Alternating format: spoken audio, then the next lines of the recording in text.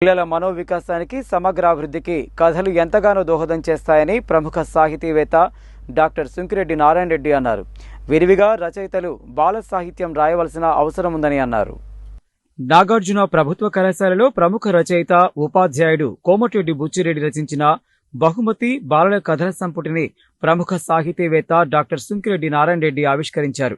ఈ సందర్భంగా ఆయన మాట్లాడుతూ బుచ్చిరెడ్డి ఉపాధ్యాయుడిగా తన వృత్తిలో కొనసాగుతూనే 20 సంవత్సరాలుగా బాల సాహిత్య రంగంలో కృషి చేస్తూ మొలకలు, బంతిపూల వంటి కథల పుస్తకాలు రాశారన్నారు. పిల్లల మనోవికాసానికి సమగ్రాభివృద్ధికి కథలు ఎంతగానో దోహదం చేస్తాయని, విరివిగా రచయితలు బాల సాహిత్యం రాయవలసిన అవసరం ఉంది అన్నారు. బహుమతి కథల్లో ఉన్న నైతిక విలువలు నేటి తరానికి ఎంతో ఉపయోగపడతాయన్నారు.